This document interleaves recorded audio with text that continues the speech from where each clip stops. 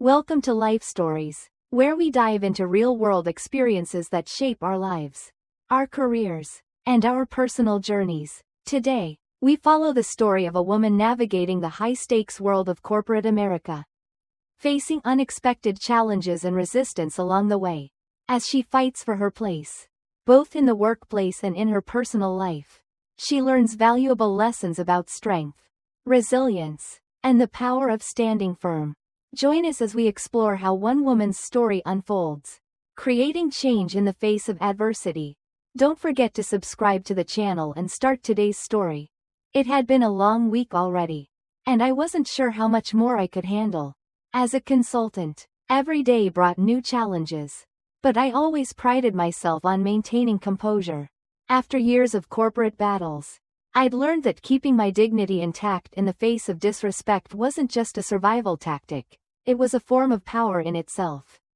And yet, sitting in seat 14C on that delayed flight from New York to Chicago, I could feel my resolve beginning to crack. I'd booked this seat weeks in advance, specifically choosing it for the extra legroom. After a demanding few days of meetings and preparations for the pitch I was about to make to Williams & Associates, I needed the space to relax.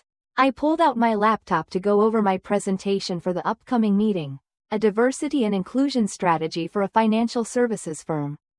My client, Davenport Financial, was one of the leaders in the industry, and this opportunity was too important to let anything, derail it. That was when I heard the voice. "Excuse me," came the sharp, almost clipped tone of a woman standing in the aisle. I said, "My daughter needs to sit by the window. You'll need to move." I looked up, blinking in disbelief. The woman stood there, mid-40s, blonde hair neatly pushed back into an overly styled bun.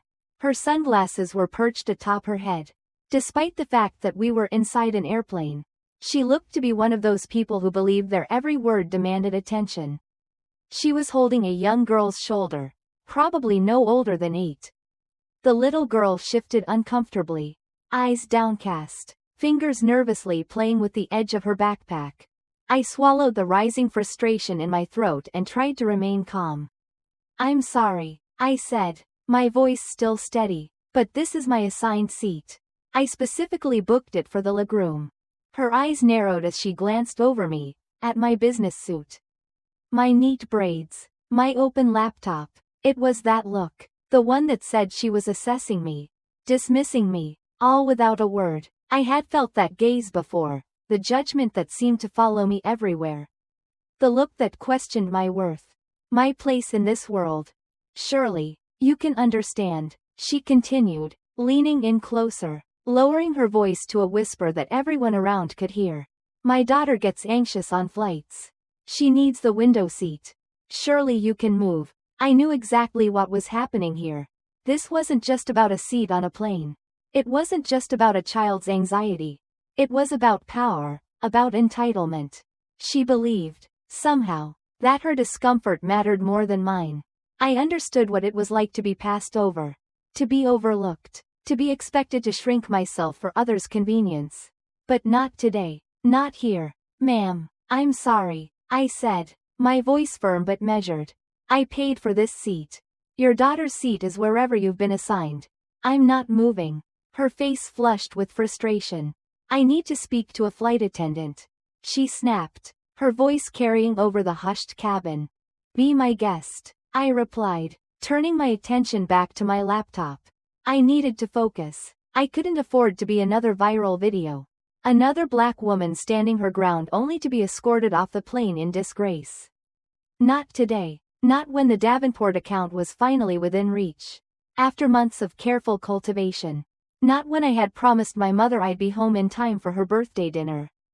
As the woman stormed off in search of help, I noticed an older man across the aisle watching the interaction. He gave me a small, apologetic smile, his eyes filled with silent understanding. It was a look I had seen before.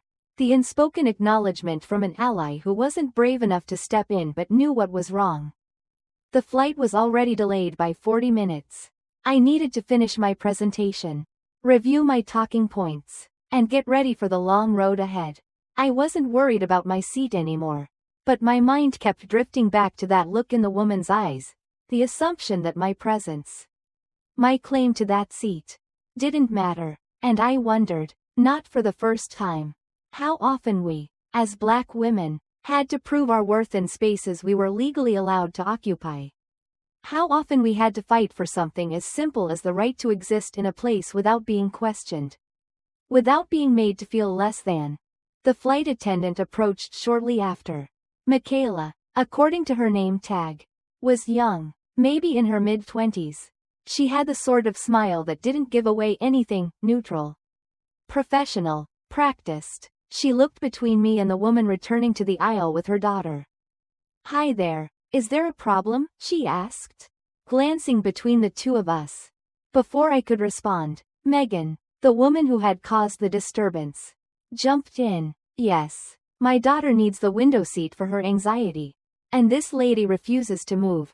We're in row 14, seats A and B." Michaela consulted her tablet, then looked up at the woman. "Ma'am, what's your name?" "Megan Carter," the woman said, chin tilted upwards as though expecting special treatment. Michaela tapped a few more times on her tablet. "Ms. Carter, I see that you and your daughter are actually assigned to row 22. Seats A and B." Megan waved her hand dismissively. "Yes, but those seats don't recline properly. My daughter needs the window for her anxiety. Surely you can rearrange things for a child?" Michaela turned to me and asked. "And you are Sarah Johnson," I replied, handing her my boarding pass as proof. Michaela nodded, looking back at her tablet. "Yes, Ms. Johnson is correctly seated. Ms. Carter, I'm afraid I'll have to ask you and your daughter to return to your assigned seats." Megan's face darkened. "Excuse me? My daughter has special needs. Surely, this woman can move to accommodate a child. Your daughter's needs should have been noted when you made your reservation." Michaela replied, her voice calm but unyielding. "Appropriate accommodations could have been arranged then. Ms. Johnson has paid for and been assigned this seat. She's not obligated to move." The cabin was quiet now, a palpable hush settling over us as everyone realized what was happening. Megan's voice rose, laced with indignation. "I can't believe this. Is this how your airline treats families? Prioritizing one person over a child's needs?" Michaela's voice dropped lower, calm and firm. "All of our passengers deserve respect and their assigned seats. I can help you find 2 seats together elsewhere on the plane if yours aren't together.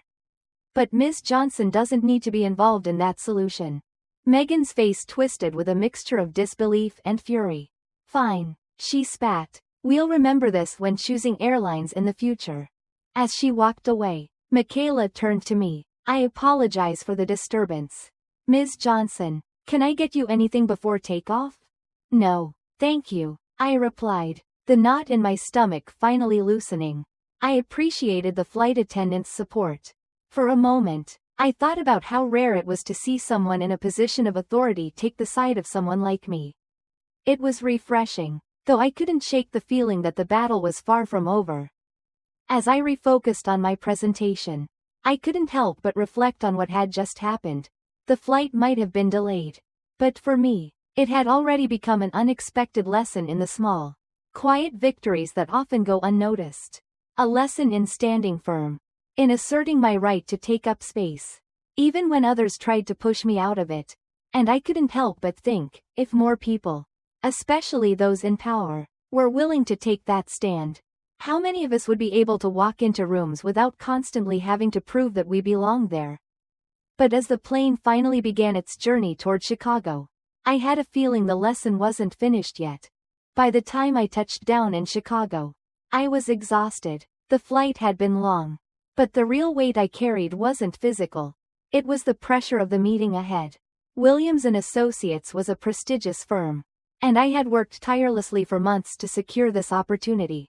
The diversity and inclusion strategy I had developed was my chance to make a significant impact in the financial industry. And I wasn't about to let anything, least of all a rude encounter on a plane, derail it. The cab ride from the airport to the downtown office tower was brief. But the nerves that had settled in my stomach as we neared the city's sleek skyline felt like a heavy weight on my chest. I was used to being one of the only women of color in most rooms.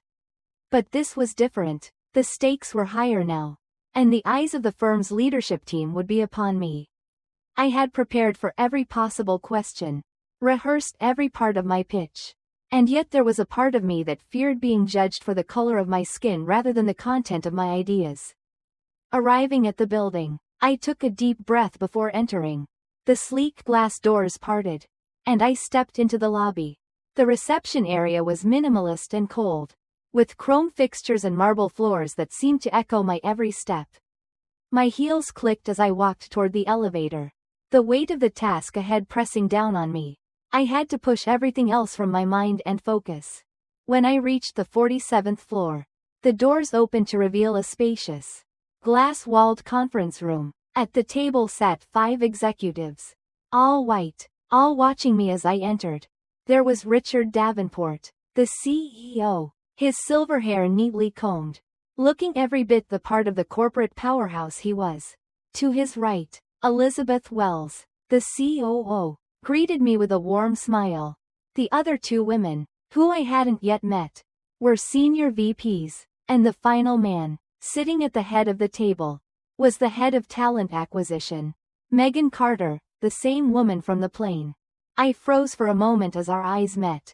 Megan's professional demeanor was in place, but I could see the subtle recognition flicker in her eyes, quickly masked by a polite smile. I could feel my heart rate pick up, a part of me wanting to pull away from the moment. This wasn't just a business pitch anymore, it felt personal now. Ms. Johnson, Richard said, rising to shake my hand. We're glad to have you here today. Please, have a seat. I walked to the table, trying to maintain my composure despite the flutter of nerves. As I sat down, I noticed that Megan's gaze never fully left me. The tension was palpable, but I couldn't let it affect me. I had worked too hard for this opportunity. As I began my presentation, I spoke with the confidence I had rehearsed so many times. I outlined the importance of diversity and inclusion in the workplace, not just as a moral imperative but as a business strategy that could drive innovation and foster creativity.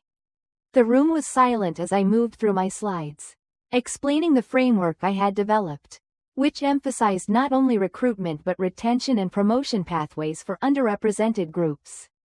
Richard nodded thoughtfully as I spoke, and Elizabeth chimed in with a few insightful questions.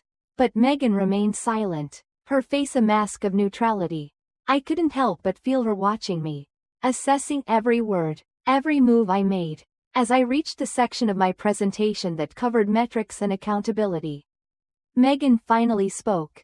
This all sounds very ambitious, she said, her voice carrying just enough edge to make me pause. But I'm concerned about the resources required. We already have diversity initiatives in place. What makes this approach worth the additional investment? Her question was fair, professionally phrased, but something in her tone struck me. It wasn't just about the business. It was about something more. Something personal. I couldn't shake the feeling that this was her way of undermining me, of pushing back against a strategy that threatened her turf. I paused for a moment before responding, my voice calm and assured. The difference lies in integration and accountability. I explained. Many companies have diversity initiatives that exist in silos, recruitment efforts that aren't connected to retention strategies or mentoring programs that don't align with promotion pathways. My framework creates a coherent ecosystem where each element reinforces the others, with clear metrics to track progress and hold leadership accountable. Richard seemed intrigued, and Elizabeth asked more questions about how we would implement the strategy. As I explained, I could feel the room shifting. Megan had gone quiet again, but the energy in the room was on my side now. I knew that the numbers I was presenting, 27% increase in retention, 35% improvement in innovation, were compelling. They were the hard data that could not be ignored. Megan's silence felt heavier now, almost as if she were holding something back. I knew this was only the beginning. The real challenge would be navigating her resistance, and whatever else was lurking beneath the surface. After the meeting, as I packed up my materials, I noticed the way Richard, Elizabeth, and even the other board members treated me. They were respectful, engaged, and genuinely interested in the details of my proposal. But I couldn't forget the weight of Megan's presence. The subtle tension she brought into the room. I had no idea how much her personal animosity might affect the outcome. But one thing was clear, this was going to be more than just a business decision. There were deeper currents at play. As I walked out of the room, feeling both relieved and uncertain, I caught a glimpse of Richard Davenport again. "Thank you, Ms. Johnson," he said with a smile. "We'll be in touch soon. I look forward to discussing next steps." I nodded, but in the back of my mind, I couldn't stop thinking about Megan. How far would she go to undermine this proposal? How much of her resistance was personal?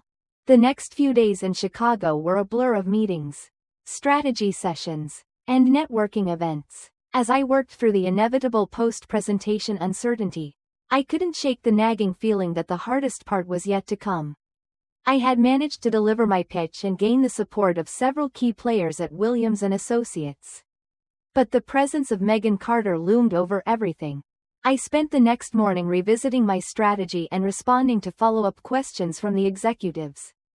To my surprise, I received an email from Elizabeth Wells, the COO. She wanted to meet privately for coffee before the final decision was made regarding the proposal. The email was professional, yet there was something about it that piqued my interest.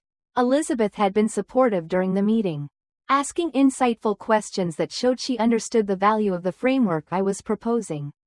But there was still a sense of uncertainty. Was she just being cordial? Or was there more to this than I realized? I agreed to meet with her at a cafe near my hotel. The place was quiet, with an understated elegance that suited the mood of the conversation. Elizabeth was already seated when I arrived, her silver bob gleaming in the soft light of the morning. She greeted me warmly as I sat down. "Thank you for meeting me on such short notice," she said, taking a sip of her espresso. "I wanted to talk to you about something that might impact your work here." I felt a slight tension in my chest. "Of course," I said, trying to mask my concern. "What's on your mind?" Elizabeth leaned forward, her expression serious but not unfriendly. "There's been some resistance to your proposal within our leadership team," she said, her voice measured. "Some of the older executives are hesitant to make any changes to our existing diversity initiatives. They've been content with the superficial efforts we've made so far. But that's not enough anymore." I nodded, understanding immediately what she meant. I had seen it before. Companies that pat themselves on the back for diversity recruitment events but fail to make meaningful changes within their organizations. The kind of diversity initiatives that looked good on paper but never translated into real change. Is Megan Carter part of that resistance? I asked, not mincing words. It had become clear to me during the meeting that Megan wasn't fully on board with my approach. Her questions had been pointed, and her demeanor had been cold, almost dismissive. Elizabeth's lips curved into a small, knowing smile. "Yes, Megan has been particularly protective of the current approach. She's built her reputation on incremental improvements. But what you're proposing, what we need, is a full cultural transformation. That's not something she's ready to embrace." I listened carefully, feeling the weight of Elizabeth's words. I had expected some level of resistance, but hearing it from someone who was supposed to be my ally made it feel all the more real.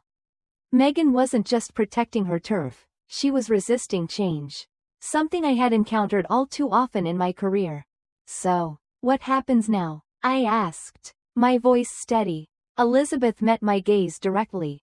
"Richard Davenport, the CEO, is on board with your proposal. He's aware that we need to make more substantial changes. But Megan's influence is significant. The challenge will be navigating the internal politics to ensure your framework isn't sidelined." I sat back in my chair, absorbing the gravity of what Elizabeth was saying. This wasn't just about getting a proposal approved, it was about managing egos, alliances, and power dynamics that could easily derail the whole project. I had dealt with these challenges before, but it felt different here. Megan wasn't just a senior executive, she was a barrier that I would have to overcome if I wanted my work to succeed. "Do you think we can still move forward?" I asked, the question heavier than I intended. Elizabeth smiled, her eyes reflecting a mix of confidence and resolve. I believe we can, she said, but I think you need to know exactly what you're up against. I've been here long enough to know that there are ways of creating obstacles without ever being overt. Megan won't make it obvious, but she'll try to undermine you. That's why I wanted to meet with you, to be transparent about what's happening behind the scenes. Her honesty was refreshing. I could see why Richard trusted her. She wasn't just a COO, she was someone who understood the realities of navigating complex corporate environments. Thank you for this, I said, feeling a sense of gratitude for her candor. I'll be ready for whatever comes next. Elizabeth stood and smiled at me. I know you will. And remember, I'm here to help. I'll do what I can to make sure this succeeds. As I left the cafe, I couldn't shake the feeling that I was standing at a crossroads. The road ahead wasn't going to be easy, but it was one I had to travel. I had always prided myself on my ability to navigate corporate politics. But this felt different. Megan was more than just an obstacle. She represented everything that had held women and people of color back in the workplace for years, the subtle, insidious forces that kept us from rising to our full potential. But I wasn't about to let her, or anyone else, stand in my way, not this time. As I walked back to my hotel, I found myself reflecting on the lessons I had learned along the way. This wasn't just about making a name for myself. It was about breaking barriers, about ensuring that people like me could not only enter spaces where we had been excluded but thrive once we were there. And if Megan was going to stand in the way of that, I was ready to face her head on.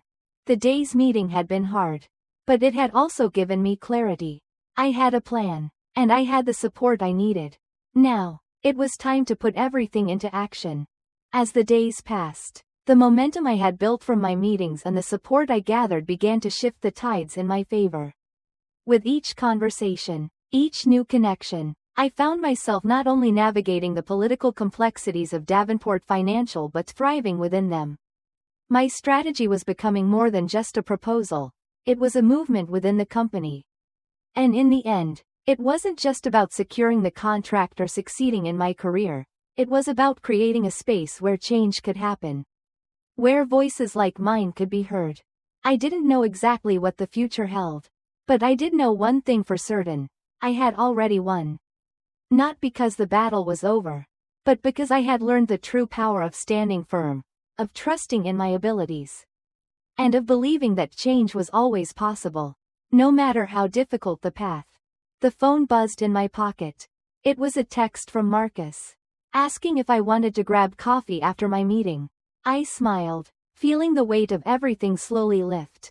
Life had a funny way of surprising you, of offering more than you could ever plan for. If you've enjoyed this story of ambition, resilience, and the power of change, don't forget to subscribe to the channel for more life stories and inspiration. Stay tuned for the next chapter.